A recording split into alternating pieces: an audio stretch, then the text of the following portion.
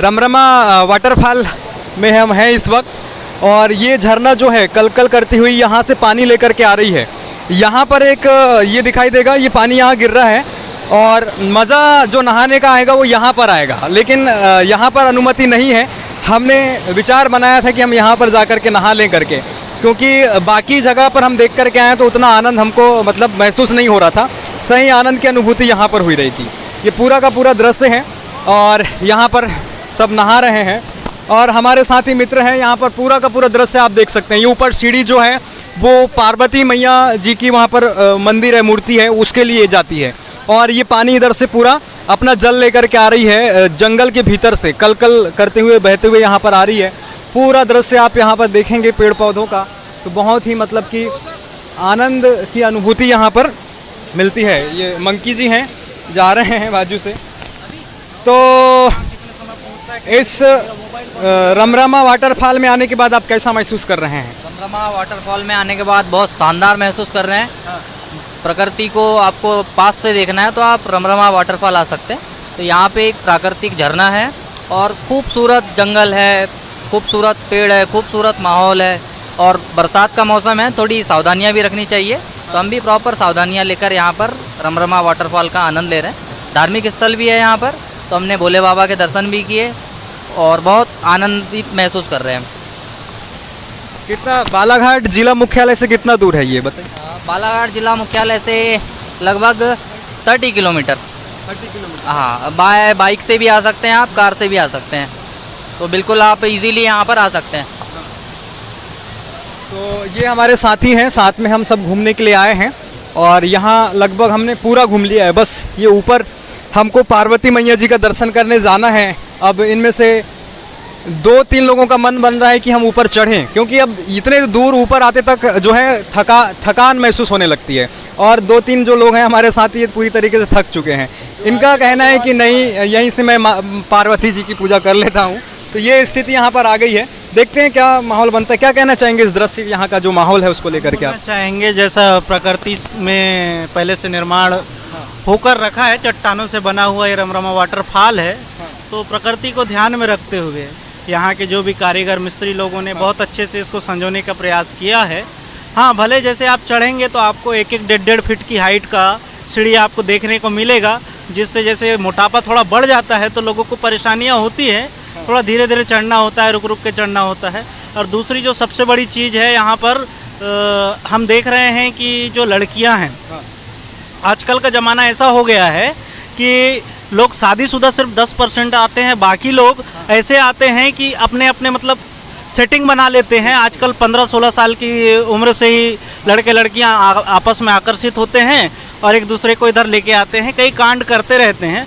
और सबसे बड़ी दिक्कत की बात एक है कि एक तरफ हमारे मोदी जी बोलते हैं कि हमारी हिंदू संस्कृति सभ्यता सनातन, और दूसरे तरफ जब हम यहाँ आके देखते हैं तो पूरा पैंट क्या पूरा शरीर दिखाई देता है, ऐसे कपड़े पहनते हैं जैसे लड़के लोग चड्ढा पहने हों, और नहाते समय अपने कपड़ों का भी ध्यान नहीं रखते हैं। तो जो उनको अपने प्राइवेट पार्ट को छुपाना चाहिए वो साफ साफ नज़र आता है। तो मैं ये कहना चाहूँगा कि इस तरह की चीज़ों पे थोड़ा रोक लगे और सभ्यता को ध्यान में रखते हुए इस रमरमा वाटरफॉल का, जहाँ पर देवी माता पार्वती का मंदिर भी है और भगवान शंकर की भी पूजा होती है, तो ऐसे धार्मिक और रमणीय स्थल को खराब करने का, दूषित करने का प्रयास ना करें।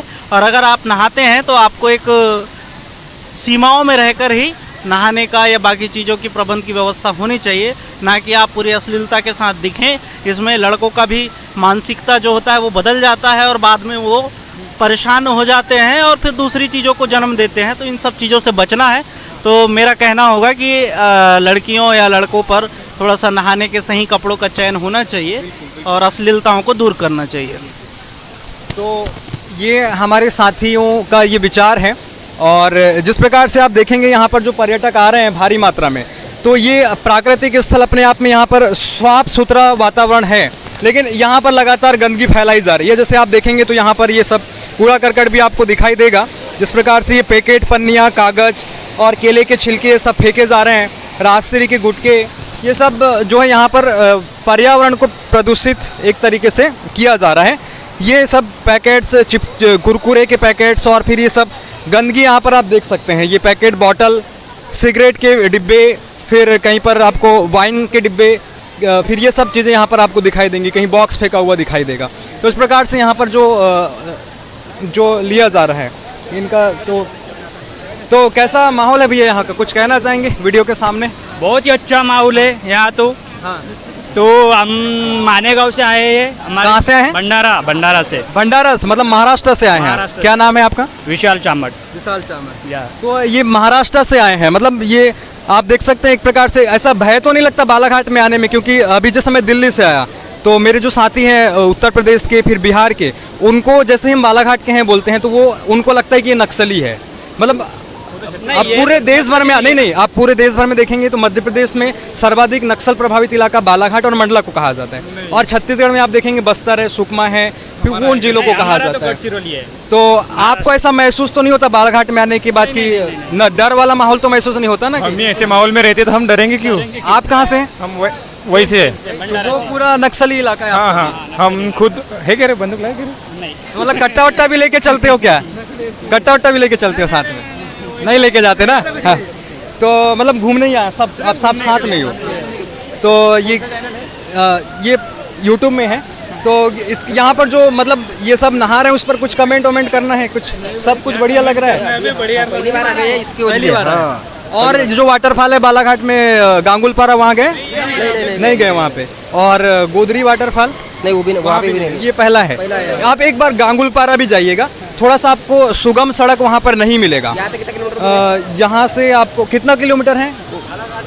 बालाघाट से 15 किलोमीटर, बालाघाट जिला मुख्यालय से 15 किलोमीटर है गांगुलपारा। बड़ा झरना है वहाँ पर, इससे काफ़ी बड़ा आपको देखने को मिलेगा।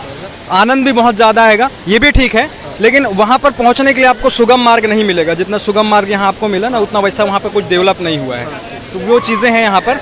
तो बढ़िया है, आप लोग आए हैं, महाराष्ट्र से आए हैं ये हमारे साथी, और ये जो यहाँ पर आनंद लिया जा रहा है साथ में ही आप लोग सब लोग। तो ये पूरा का पूरा आप देख सकते हैं इस प्रकार से क्या हो रहा है, और यहाँ पर चीज़ें हैं, हो गया। और ये पानी यहाँ से पूरा बहते हुए आ रहा है। बाकी की जो भी चीज़ें होती हैं तो हम आपको दिखाएंगे, और ऊपर जाने की हम कोशिश करेंगे। पार्वती मैया जी से आपको हम मिलाएंगे। तो अभी रहने दीजिए, हो गया, बंद करें।